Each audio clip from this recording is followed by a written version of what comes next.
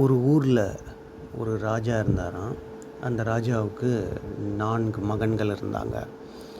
அந்த 4 பேரும் எந்த வேலையும் செய்யாமல் சும்மா ஊர் சுற்றிட்டு அங்கேயும் இங்கேயும் அலைஞ்சிட்ருப்பாங்க. ஆக்சுவலாக அப்பா ரொம்ப பணக்காரனாவோ பெரிய ஆளாவோ இருந்தால் பையனுங்க எப்படி இருப்பாங்க, பசங்க எப்படி இருப்பாங்க அப்படின்றது உங்களுக்கு தெரியும். ஸோ அந்த கவலையிலேயே ராஜா இருந்தாராம். ஸோ இப்படி போயிட்டுருக்கப்போ ராஜா ரொம்ப வருத்தப்பட்டுட்டு இருக்கப்போ ஒரு நாள் ஒரு தூர தேசத்துக்கு வழக்கம் போல் எல்லா ராஜாவும் போகிற மாதிரி அவர் ஃப்ரெண்டை பார்க்க போனார். அவர் இன்னொரு ராஜா. அவரை பார்க்க போகும்போது அவர் பார்த்தீங்கன்னா அவர் விருந்தெல்லாம் கொடுத்து உபசரணை எல்லாம் பண்ணி இவருக்கு திரும்பி வரும்போது ஒரு 4 விதமான குதிரைங்களை பரிசு கொடுத்தாரு. அந்த 4 குதிரையும் 4 விதமான பவர் உள்ள குதிரைங்க. ஒன்று பார்த்திங்கன்னா பறக்கும், இன்னொன்று பார்த்தா தண்ணி மேலே நடக்கும், இன்னொன்று பார்த்தா நெருப்பு மேலே நடக்கும், ரொம்ப ஹாட்டான பிளேஸில் கூட போகக்கூடியது, இன்னொன்று பார்த்திங்கன்னா சாப்பாடே இல்லாமல் ரொம்ப நாள் இருக்கும். ஸோ 4 விதமான சக்தி உள்ள 4 குதிரைகளை கொடுத்துருக்காரு. ஸோ ராஜா யோசிச்சார், இந்த 4 குதிரையும் என்ன பண்ணலாம் அப்படின்னு சொல்லிட்டு, சரி 4ஐயும் நம்ம பையனுங்களுக்கு கொடுக்கலாம், ஸோ அவங்களுக்கு கொஞ்சம் பெருமையாக இருக்கும் அப்படின்னு சொல்லிட்டு 4 பேருக்கும் பரிசாக கொடுத்தாரு. ஸோ அதை பார்த்த பையனுங்க ரொம்ப சந்தோஷப்பட்டு இன்னும் பவர் கிடச்சோன்னே இன்னும் என்ன பண்ணாங்க, அவங்களுக்கு தலக்கணம் அதிகமாகி என்ன ஆச்சு அப்படின்னு கேட்டாக்க, அவங்க ஒருத்தருக்குள்ளே ஒருத்தர் நான் தான் பெரிய ஆள், நீ தான் பெரிய ஆள் அப்படின்னு சொல்லி சண்டை போட்டுக்கிட்டாங்க. ஸோ அப்படி போயிட்டுருக்கப்போ அவங்க 4 பேருக்குள்ளே என்ன ஆச்சுன்னா ஒரு போட்டி வச்சுக்கிட்டாங்க. 4 பேரும் ஒரு போட்டி வைக்கலாம். ஒரு போட்டியில் இந்த போட்டியில் எந்த குதிரை ஜெயிக்குதோ அவங்க தான் பெரிய ஆள் அப்படின்னு சொல்லி அவங்க சொல்கிறத மற்றவங்க 3 பேரும் கேட்கணும் அப்படின்னு சொல்லி ஒரு முடிவுக்கு வந்தாங்க.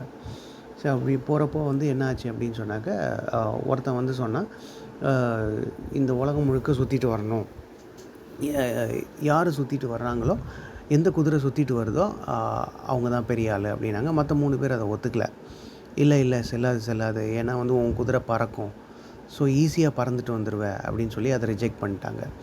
ஸோ அப்படி ஒவ்வொருத்தரும் தன்னோட குதிரையோட தனித்தன்மையை வச்சே போட்டியை ஃபிக்ஸ் பண்ணாங்க. ஸோ மற்ற 3 பேரும் அதை ரிஜெக்ட் பண்ணிகிட்டே இருந்தாங்க. சரி என்ன பண்ணலாம், நமக்குள்ளே சண்டை வந்துருச்சு அப்படின்னு சொல்லி யோசிச்சுட்டு இருக்கப்போ அந்த சைடு ஒரு முனிவர் வந்தார். அந்த முனிவர் வந்தோடனே அவர்கிட்ட வாங்க சுவாமி அப்படின்னு சொல்லிட்டு அவர் களைச்சி போய் வந்திருந்தார். அவர் சாப்பாடு கேட்டார். ஸோ அப்படி கேட்குறப்போ முனிவர் வந்தால் சாப்பாடு போடணும் இல்லையா, சரின்னு சொல்லிட்டு இவங்க கூட்டிகிட்டு போய் என்ன பண்ணாங்க, அவருக்கு ராஜ உபச்சாரம்லாம் பண்ணி அவருக்கு கொடுக்க வேண்டிய மரியாதையெல்லாம் கொடுத்து அவர் காலெல்லாம் கழுவி விட்டு அவரை பாத பூஜையெல்லாம் பண்ணி அவருக்கு சாப்பாடெல்லாம் போட்டு இளைப்பாற வச்சாங்க. ஸோ அவர்கிட்ட போய் இவங்க 4 பேரும் இவங்க பிரச்சனையை சொன்னாங்க. ஸோ அவர் என்ன பண்ணார், ஓ அப்படியா செய்தி அப்படின்னு சொல்லிட்டு, கவலைப்படாதீங்க, நான் ஒரு போட்டி சொல்கிறேன், இந்த போட்டியில் உங்கள் 4 குதிரையும் கலந்துக்கிட்டோம், அப்படி கலந்து யார் ஜெயிக்கிறாங்களோ எந்த குதிரை ஜெயிக்குதோ அவங்க தான் பெரிய ஆள், அவங்க சொல்கிறத மற்ற 3 பேரும் கேட்கணும் அப்படின்னு சொன்னார். சரி போட்டி என்ன சாமி சொல்லுங்கள் அப்படின்னோடனே, என்கிட்ட ஒரு குதிரை இருக்குது, அதோ பாருங்கள் இந்த மேடு மேலே கட்டியிருக்கேன், அந்த குதிரைக்கு பார்த்திங்கன்னா இந்த சக்தி எதுவுமே கிடையாது, இங்கேருந்து ஒரு டிஸ்டன்ஸ் மார்க் பண்ணுவேன் இந்த காட்டுக்குள்ளே, அங்கே போயிட்டு அது என்ன பண்ணணும், அந்த குதிரை திரும்பி அந்த மரத்தை சுற்றிட்டு திரும்பி யார் வளர்க்குறாங்களோ அவங்கக்கிட்டே வரணும், சொன்னதை கேட்கணும், அப்படி கேட்டுருச்சுன்னா அவங்க தான் ஜெயிச்சதாக அர்த்தம் அப்படின்னு சொன்னாங்க. சரி இவ்வளோதானே அப்படின்னு சொல்லிவிட்டு அவங்க என்ன சொன்னாங்க, போட்டிக்கு ஒத்துக்கிட்டாங்க.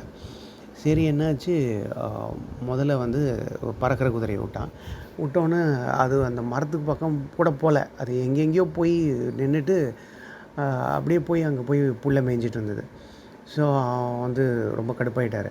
ஸோ அடுத்த பையன் அவன் தண்ணி மேலே நடக்கிற குதிரை, அவன் அந்த குதிரையை சொன்னோன்னே போ அப்படின்னு சொன்னோன்னே அந்த குதிரை போகவே இல்லை, அப்படி கொஞ்சம் தூரம் போயிட்டு நின்றுட்டு திரும்பி பார்த்துட்டு அப்படி நின்றுச்சு, அவன் கமாண்டை எடுத்துக்கவே இல்லை. ஸோ அதே மாதிரி மற்ற 2 குதிரையும் அதே மாதிரி பண்ணிடுச்சு. ஸோ இவர் கடைசியாக முனிவரோட குதிரையை அவர் அந்த மரத்தை காட்டி இப்படி கையால் ஏதோ ஒரு சைகை பண்ணார், அழகாக போய் அந்த மரத்தை சுற்றிட்டு திரும்பி அவர்கிட்டயே நின்றுச்சு.